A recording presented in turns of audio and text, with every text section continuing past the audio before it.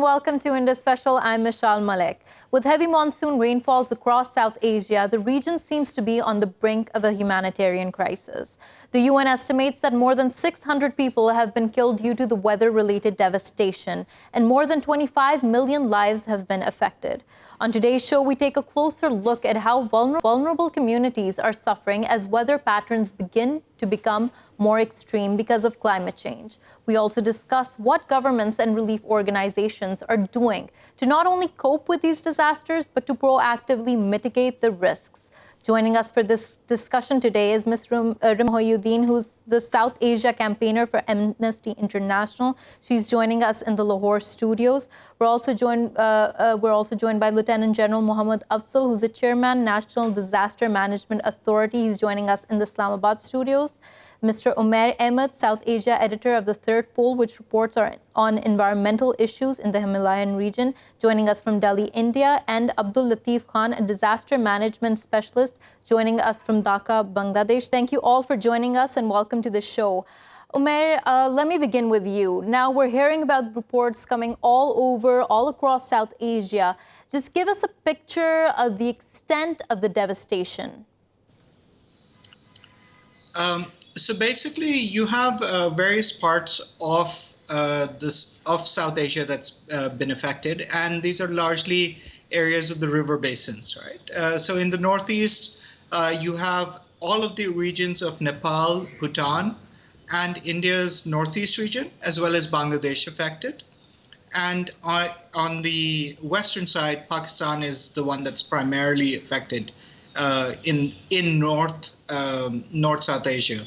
North India, as such, hasn't been affected so much by the rainfalls, except for Bombay. Right. And when we're talking about all of this devastation, and we're talking about how it's being managed and how people are coping, do you think enough is being done in terms of disaster management? Okay, so look, the problem isn't so much about authorities responding, and I think the general will bear me out on this. The problem is that the infrastructure created before it, in the 8 months that we don't have floods, when we don't have monsoons, is what's creating these problems, right? So you basically have people building on riverbeds. And then when the water comes down, where is that water going to go? Right. So at that point of time, what disaster management authorities can do is merely put a Band-Aid on the situation. They can't fix the underlying problem. So every year, India's richest city, which is Bombay, gets flooded.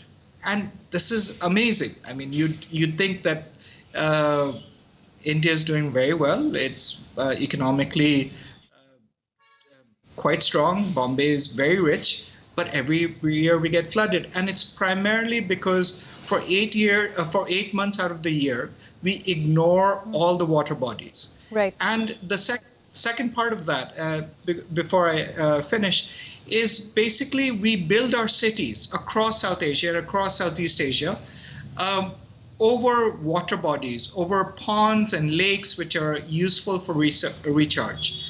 Now, the water would normally go into that and sink in. Unfortunately, now it's all cement. So it doesn't have anywhere to go. Right. But you can't blame water for that. Right. And Omair, you've made a very, very essential point here that it's not just about putting a Band-Aid on the issue, it's about more long-term solutions, thinking in a preemptive manner, proactively trying to find solutions before the problem arises. And I do want to talk about that in greater detail. But before that, I want to talk to Rimmel about the humanitarian angle of all of this. How do people suffer? How are vulnerable communities that are already exposed to so many risks? How does it affect them, especially during a season such as the monsoon season here? So, Meshal, what's really interesting, and Omair has really given you a great picture of what the problem is at hand, but what strikes me is the fact that when we say that Mumbai, being one of the richest cities, still is susceptible to the devastation that is caused by these floods, the fact of the matter is that climate change is no longer the elitist issue that it has been touted as. When we talk about natural disasters now, you cannot sort of disassociate that from what climate change has done. And climate change is now, because of the devastation that it has caused, essentially a human rights issue. And failing to mitigate it or failing to adapt to it is a supreme violation of human rights. Your right to life is compromised, which is, unfortunately, as I said before, it's a death sentence for these communities that haven't done anything. They haven't done the crime. And yet they're the ones who are the most targeted by it. They're the ones who are the most vulnerable to it. You have communities in Pakistan. It's this perverse situation where you have flooding in one part of the country, and on the other hand, you have such severe water shortages that you're seeing the beginning of the first climate refugees in Pakistan. Right. Just 2 weeks ago, farmers were marching from the Indus Basin to talk about how they don't have water to sow their fields anymore. When all of that is done, you don't have access to food, you don't have access to water.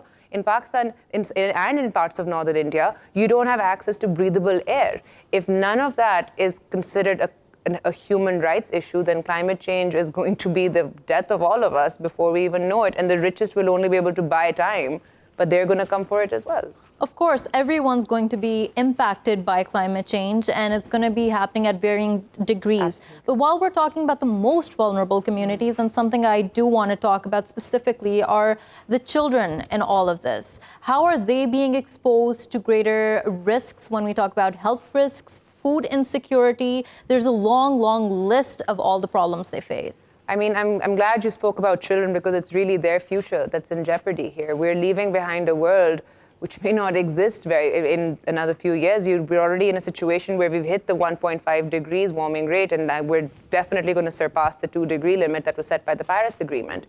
Children are now exposed to a world. Of course, if you're living in an environment where flooding is an annual event, we are now in a situation where we now categorize heat wave by year in Pakistan. You have floods that are categorized by year in Pakistan. But the fact is that children are going to be susceptible to waterborne diseases. Stunting is already a huge issue in Pakistan. Malnutrition is a huge issue in Pakistan and across South Asia. And you're looking at even, like, for example, if you look beyond the lens of Pakistan, if you look at Bangladesh, the Rohingya refugees that are on the coast, they're the ones who are probably going to be the most vulnerable to it, and they're also the ones that are least equipped to deal with it. And tell us about it. Amnesty, the organization you represent, has reported on it. Many organizations have reported on it, that this monsoon season, the flooding that's happening, the Rohingya refugees specifically in Bangladesh are very, very, very vulnerable to all of this. Tell us that condition right now. So in Cox's Bazar, where most of these Rohingya are settled right now, that area is vulnerable to a lot of flooding, especially in the monsoon climate. And they're also living in, their condition. It's a refugee camp at the end of the day. It's not like they're living in proper structured houses that can protect them from these instances. They're in an environment where you're sort of put together. There's a lot of overcrowding in those camps. The resources are already quite limited. And then you add in this extra layer of issue, you're just sort of you're exacerbating the situation to the point where, not only have they escaped a lot of conflict, but now they're also, how do you battle an enemy like flooding? Right. Omair, on all of this that we're talking about, and we are talking about the Rohingya refugees as well, and something that the Bangladeshi authorities talk about is that why should they have to shoulder the burden of all of this? Climate change, and we're seeing that Asia is becoming more vulnerable to it. Even the United Nations has said that Asia and the Pacific region will be seeing climate change in a harsher manner than the rest of the world. What does international cooperation, what should that look like at this point? International cooperation is very difficult, let's just say.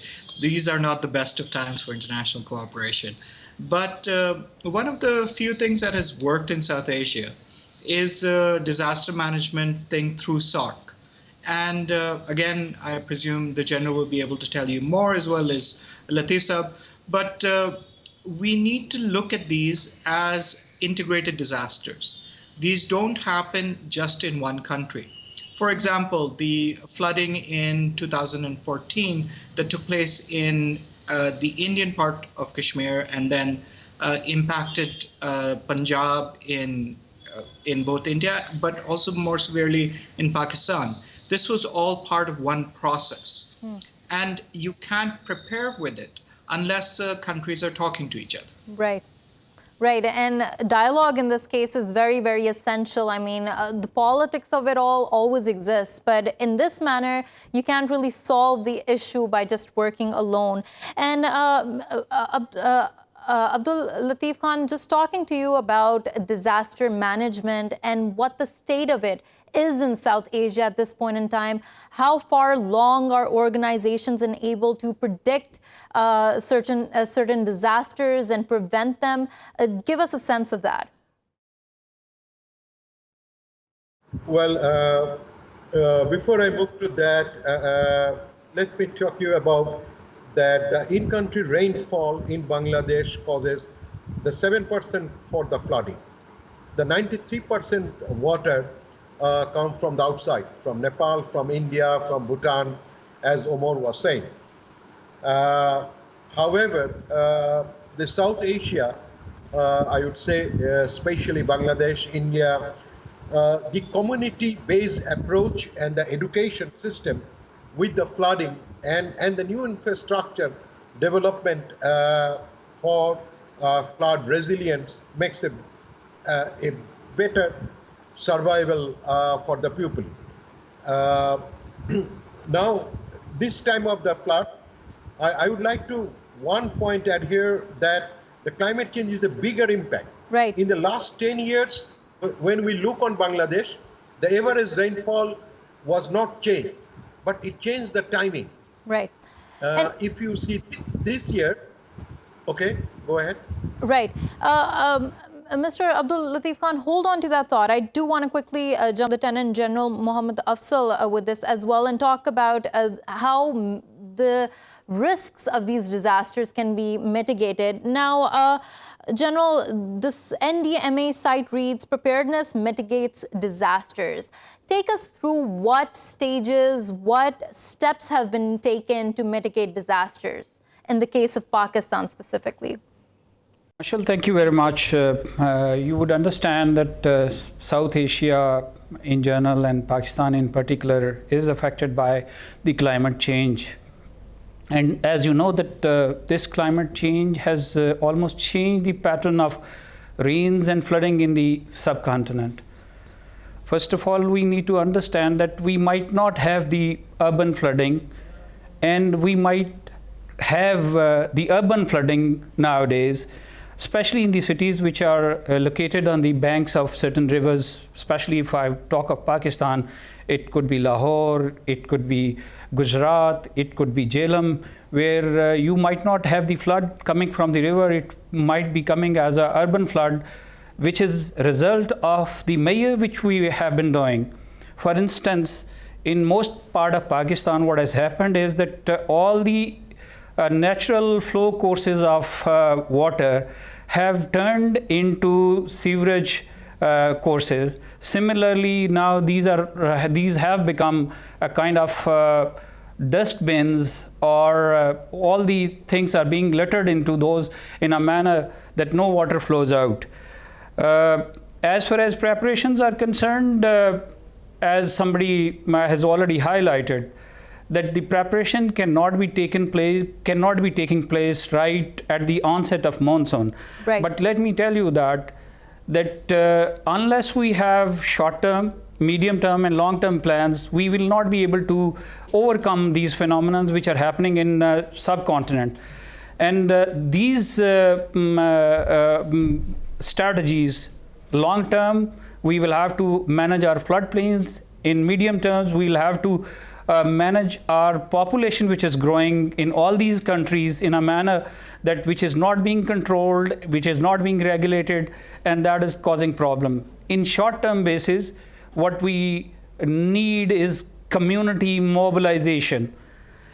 The other problem which subcontinent countries are facing is that we have number of departments. Some of these departments are dysfunctional. There are overlapping responsibilities, and probably they are not able to perform their functions properly. Recently what we have done is that we are trying to create a coordination both top to bottom and bottom to up, And in that, what we are doing is that NDMA in its own capacity is mobilizing resources. We have a greater kind of coordination with the PDMAs, DDMAs, and we have also mobilized our communities in the areas which we feel that these are more vulnerable. Right. Similarly, what we have done is that in parallel, we have spoken to Pakistan Army for the help, and we have mobilized our aviation assets. But at the moment, what I am really worried is not the riverine floods, but it is the phenomenon of urban flooding as well as cloud burst, which you must have seen in Kashmir area, where we had almost 200 millimeters of rain in about 2 to 3 hours and caused the devastation. Right. Lieutenant General Afzal, before I move on, I do want to know the procedure of all of this. Now, as technology is becoming more sophisticated, and now as more and more governmental organizations, other organizations are paying attention to the issue of climate change and how these unexpected disasters are upon us and extreme weather patterns, what happens to warn communities around these areas, those that are vulnerable? What's the procedure like? Well, I would explain you, first of all, the coordination which is taking place in various government departments and agencies. For instance, we are in direct communication. At the moment, there is a National Operations Center in National Disaster Management Authority, which is in direct communication with the Pakistan Met Department, Federal Flood Commission, Emergency Health Services, and also with the Operation Room of Pakistan Army. Besides, it is also in communication with the regional PDMAs, those are working in various provinces, and DDMAs of all those areas which have already been identified as vulnerable areas. We not only send the warnings, we send the instructions laterally, but it also goes vertically downward. And we are also in communication with the media authorities, which normally disseminate our SMS service in the areas which are likely to be affected by flood. For instance, last to last week, you must have seen that in Chitral, we were expecting a glacier burst. So we had already warned that community through local SMS service and local FM radio. Right, right. And on that thought, Lieutenant General Muhammad Afzal, let's pause what needs to be done in terms of protecting these communities. I also want to introduce another guest who's joined us in the Islamabad studios, Dr. Imran Khalid, who's an environmental scientist. He's associated with the Sustainable Development Policy Institute. Thank you so much, Dr. Khalid, for joining us. Now, Dr. Khalid, seeing the discussion and how we've talked about all the dangers that are being posed, just give us a sense of how all of this might be accelerated in the future, how all of what we're seeing today might be 10 times worse. Thank you very much for having me. We've already talked about climate change, or the climate crisis as a lot of people are calling it nowadays, and this is what it is. It's a crisis that we haven't yet faced. The 2010 floods, if you go back to that time and that year, when the 2010 floods happened, they affected the whole country in such a way that it cost us billions of dollars when it came to our economy. It had an effect on our health. It had an effect on our food security. This is what we're looking at. Not just having a flood like that perhaps once in 100 years, but perhaps once every 10 years. For a country like Pakistan that is looking towards economic development and is trying to improve its vision, the climate crisis is definitely going to have an impact, and it's going to have an impact in the shape of floods. It's going to have an impact in the shape of droughts, heat waves, and a lot of times it's going to happen simultaneously. So one part of the country might be facing floods, riverine floods, another might be facing floods from Rutkoi or the hill torrents such as in the Koi Suleiman. You'll have heat waves in cities like Karachi, droughts in places like Sindh and Balochistan. So climate crisis has really hit home for Pakistan over the past few years. And as we've been talking about, coordination is key, data management is key, data sharing is key. Without these important aspects, we can't address the problems that we're going to be facing, and we're definitely going to be facing them. Right. On that note, move on to Mr. Abdul Latif Khan. Abdul, tell us about the state of affairs when we're talking about mismanagement when it comes to disaster management. Now, Lieutenant General told us that coordination is key here, and I do want your perspective as well in terms of Bangladesh. Do you think that there was inertia on part of the government, on part of the management when it came to dealing with these disasters?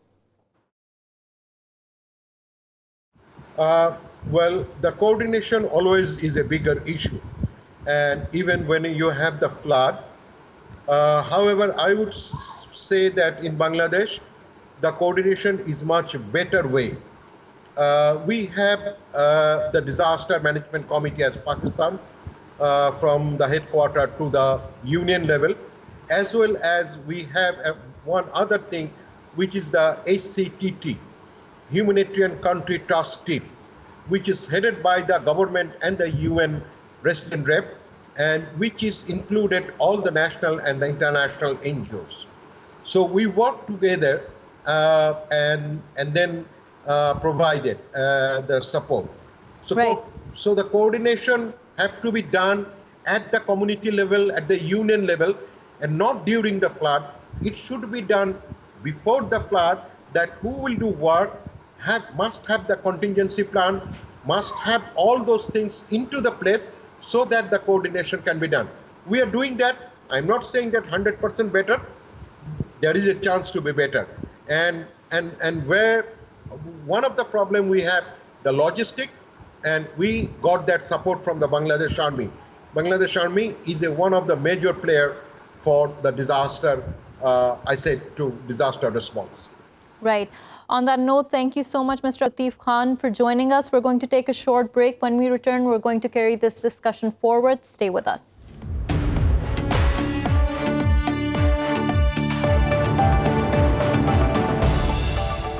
Welcome back to Indus Special. While we talk about South Asia and the crisis it's facing amidst the monsoon season. Now we're joined by Mr. Andrew K.P.Leung, who's a professor of practice at the HQ Institute of Education for Sustainable Development. He's joining us from Hong Kong. Thank you so much, Mr. Leung, for joining us.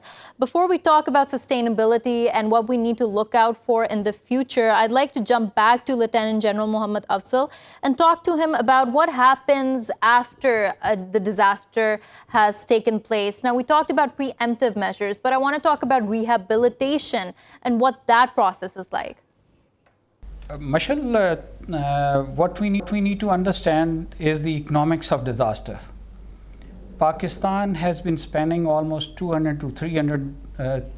billion to $3 billion every year on smaller disasters, and after 5 or 10 years, once we have a bigger disaster like 2010 floods or earthquake of 2005, we are almost losing around $15 to $18 billion in those events. So what we need to understand is the economics of flooding, and on that, the procedure, what happens is that first of all, we have already worked out a comprehensive paper on comprehensive disaster management. And in that, we have gone into various facets of disaster management, including the organization, agencies, the aid agencies, the NGOs, all harnessed into one platform. And what we are looking at is a sort of centralized conception and decentralized execution. Right. What happens is that in any of the disaster, the provincial agencies, the district agencies, and the communities are mobilized at the onset of the disaster. And what we do is that most of the time, we would call upon Pakistan Army to come and help us in that regard. And for that, sufficient equipment, sufficient resources have already been earmarked for that. Right. So, General Afzal, disaster. General Afzal, and I once just relief operations are done, then Right. Just to put a question to you in this regard, in 2018, and this is the figures quoted by NDMA itself, almost 1,663 houses were destroyed by floods. Now, this no doubt must have caused a huge number of displacement. I mean, many displaced people. What happened after that to those people? How were they given shelter? How were they housed in the future? Well, Meshal, at the moment, most of the expenditure is done by the government of Pakistan. But recently, what we have embarked upon is a new thing, which what we are calling is disaster management and relief insurance.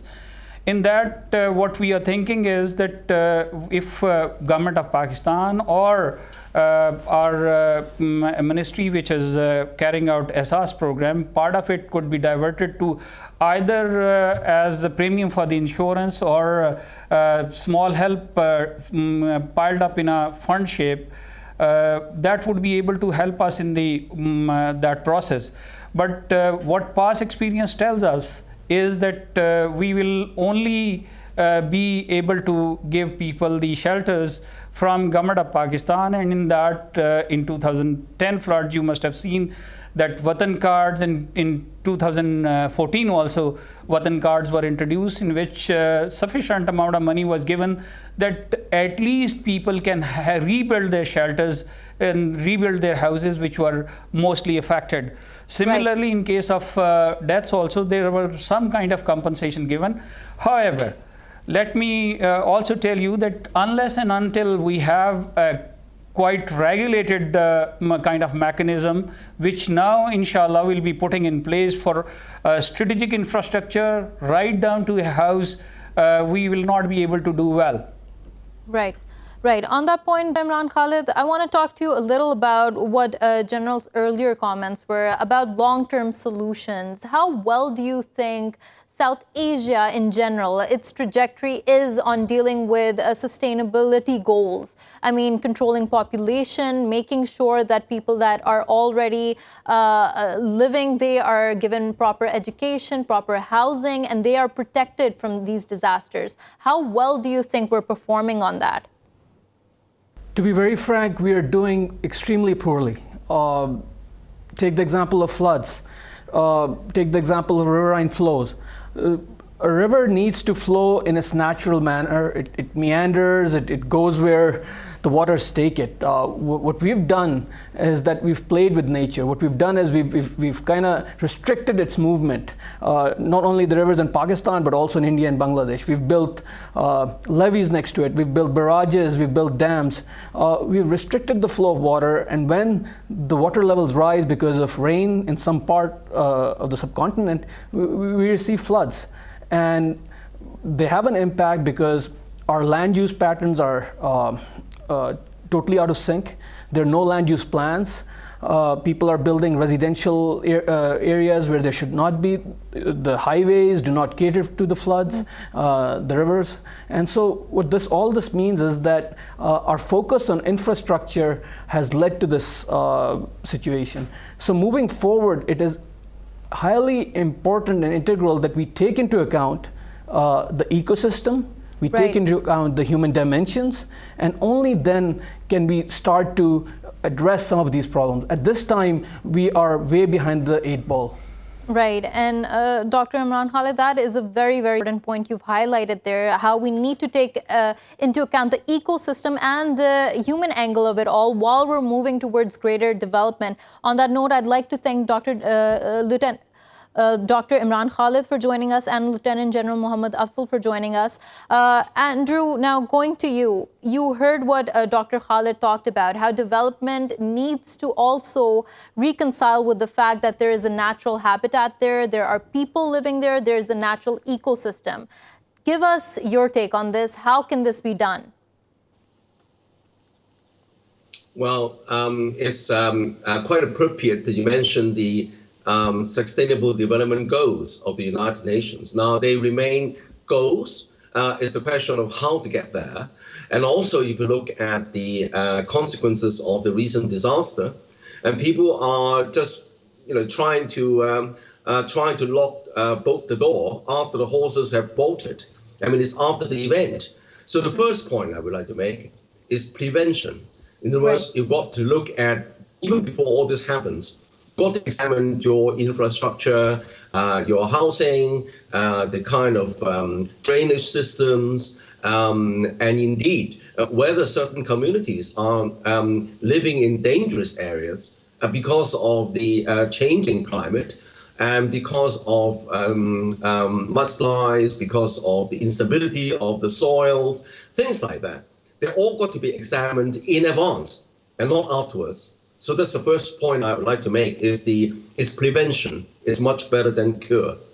Right. The second point I'd like to make is adaptation. In other words, if there are too many people in agriculture and trying to farm limited amount of land, that's caused soil erosion, instability. Adaptation means looking at the whole situation and see whether this model is continue to be sustainable, whether or not certain members of the agricultural population could be become more educated and go into manufacturing, for example, and less susceptible to things like soil erosion or flooding over agricultural land, that kind of thing. So that's just one example of adaptation. And of course, another form of adaptation is to look at your industries, how your industries are being configured to become more sustainable in terms of perhaps building more services and so on. Right. Now, the third point I'd like to make is that sometimes the flooding, sometimes even forest fires are caused by the ecosystem in the region, covering more than one countries. Suppose if your neighboring country is destroying all the forest, which is a carbon sink, and that leads to instability in the weather, and then the weather could affect more than one country in the region. And so it's important to coordinate with other countries, with the neighbors, to see whether certain things could be unsettling in the long run. And Andrew, just a last question before I let you go. How important is regional cooperation in all of this? Well, regional cooperation is extremely important. Now, someone mentioned the building of dams, for example. And if you look at the Brahmaputra River originating in the Himalayas, now what happened in the Himalayas, the water flows affect different countries, affecting India, Pakistan, and other countries nearby, and of course China. So what happens in the upper reaches of the Himalaya would have a tremendous impact on other countries. So that's why there's another illustration why coordination and cooperation amongst neighbors in the region is very important in terms of this kind of adaptation and then also abatement measures in response to the impacts of climate change. Right. And on that note, thank you so much, Mr. Andrew K.P.Leung, for joining us and talking to us. Omair, going to you, sorry for the long wait there. Now, when we're talking about all of this, and Andrew also mentioned progression and climate change, we know that capitalism and our quest to progress more and more at an increased speed is not going well for us in terms of sustainability. But do you think that there is any political will on the governments to curb this in the near future? Look, every South Asian government has to deal with a large population of poor people. There is no moral way that you can tell any South Asian politician that economic growth is not going to happen. The challenge is to make sure that that economic growth happens in a sustainable manner. So India is pushing for solar. That's one good thing. There are other adaptive measures that also make economic sense. And this is where actually, in a sense, the developing and developed countries need to work out how to cooperate. but we need to look at ways of adapting that also are can be married to economic growth. As I said, in renewable sectors, that's a huge issue, especially because the costs of renewables are falling, while the costs of non-renewable power is getting more expensive, especially if you bring in disasters caused by climate change as part of that. Right. The other thing which I wanted to mention just before handing off is, I don't know if you know, but about 80% of the people who drown due to floods in South Asia are women.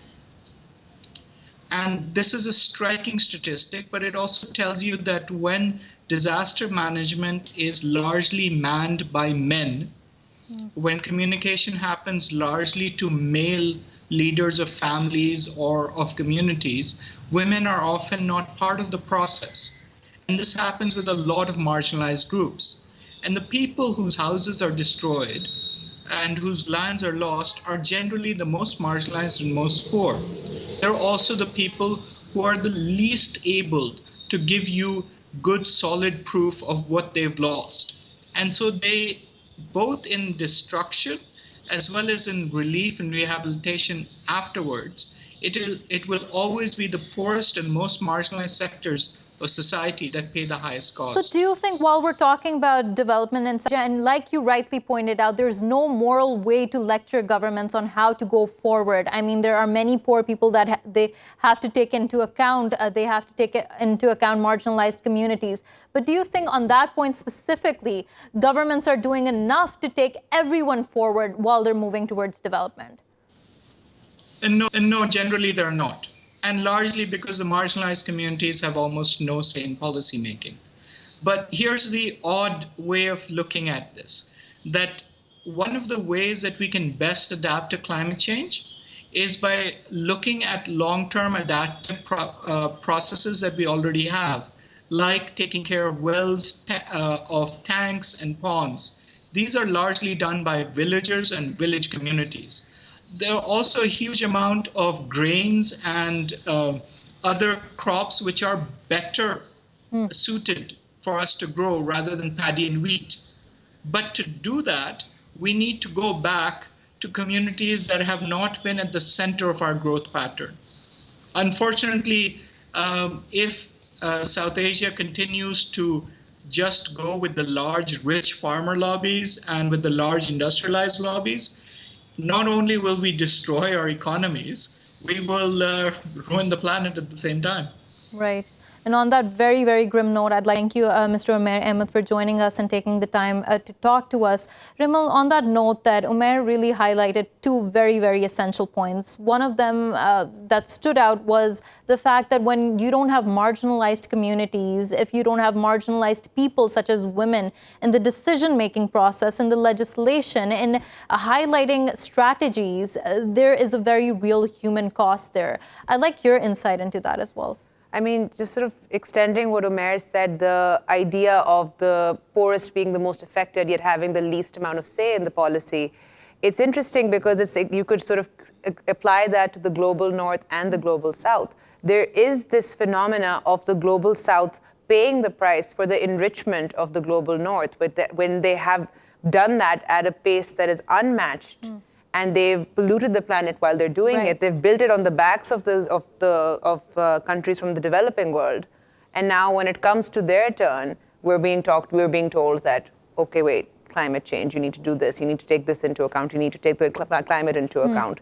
And it's really just a question of how long can you possibly push this model forward, where the rich keep making these decisions and you're completely not including the people who are the most likely to be affected by it. Now, what do you think needs to be done for that greater awareness, but also not just awareness coming from someone to someone, but involving people in that process? Absolutely. I mean, it's not really a narrative correction at this stage. It's a narrative creation right now, because there isn't anybody really.